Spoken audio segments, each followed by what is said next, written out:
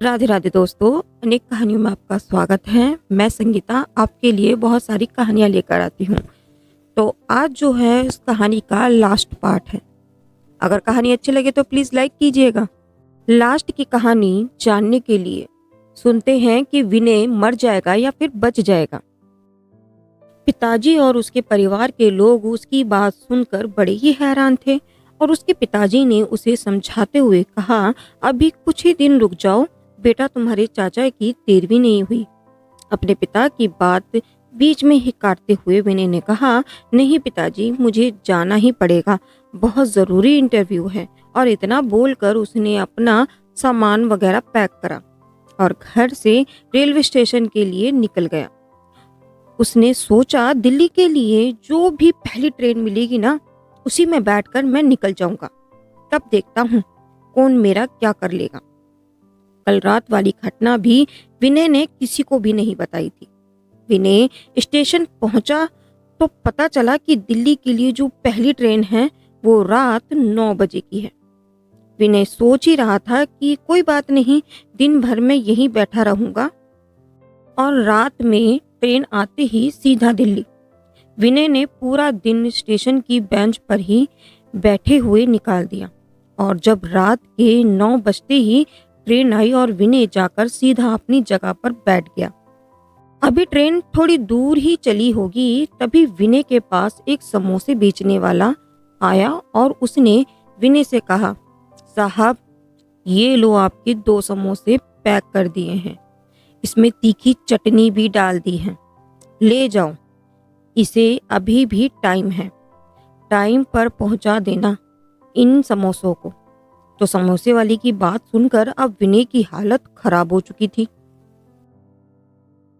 विनय सोच ही रहा था कि इसको कैसे पता लगा, लेकिन फिर भी विनय ने उसकी बात नहीं मानी और उसे गुस्से में बोला, मुझे नहीं जाना कहीं समोसे लेकर। विनय उस समोसे वाले से कहता है कि अगर तुम्हें ही इतना शौक है ना तो तुम ही ले जाओ। उसके बाद विनय दांत पिसपिसाते हुए बोला, अब जाओ यहाँ से। लेकिन समोसे वाला समोसे को विनय के पास ही रखकर चला गया और जाते जाते विनय से कहा, इसे ले जाओ, इसी में भलाई है, वरना फालतू में मारे जाओगे जैसे तुम्हारे चाचा मारे गए थे। इतना बोलकर वो वहां से चला जाता है। विनय ने सोचा, जो भी हो जाए मैं तो नहीं लेकर जाऊंगा समोसे। इतने बोलकर कि विनय ने समोसे उठाकर खिड़की से बाहर फेंक दिए और कुछ समय बाद विनय दिल्ली पहुंच गया। और जैसे ही विनय की ट्रेन से उतरते हुए उसने देखा तो उसकी आंखें फटी की फटी रह गई, क्योंकि विनय के सामने ट्रेन से उतरते ही स्टेशन पर वही समोसे वाला खड़ा था। विनय ने सोचा, ये वही समोसे वाला है क्या जो रात को अंबाला स्टेशन पर मिला था?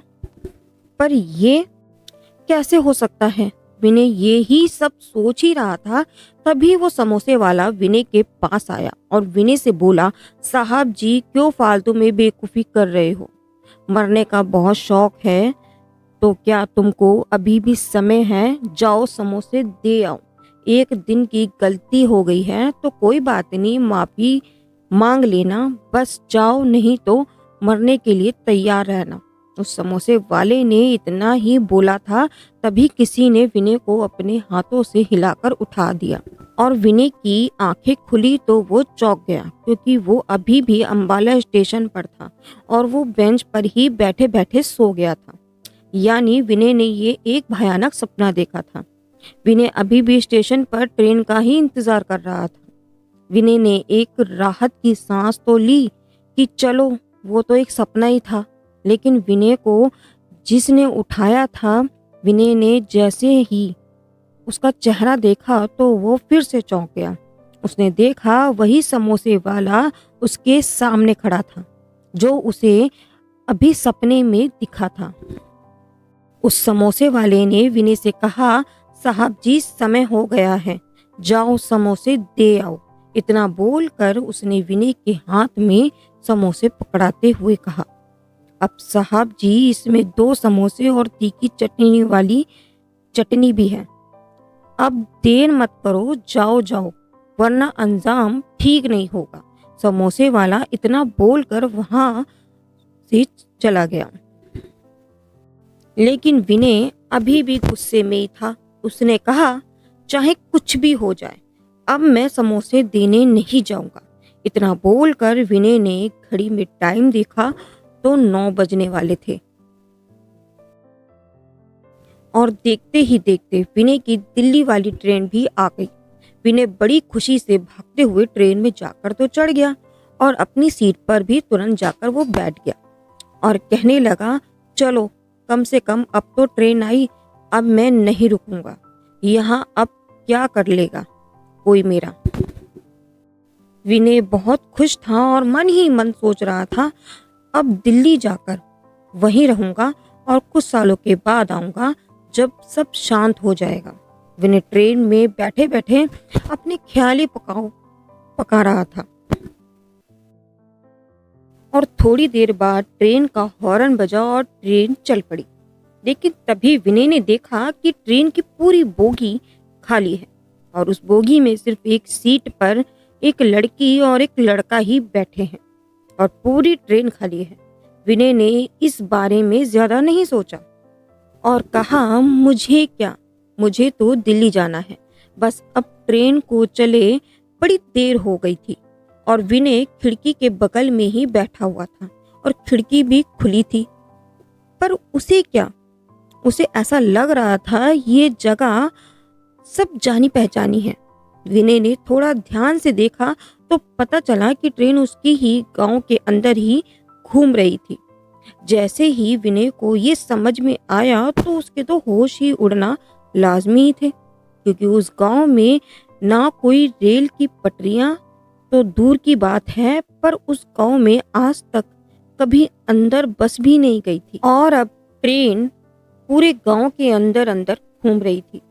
विनय ने सोचा, क्या पता इस बार भी ये मेरा कोई सपना ही हो।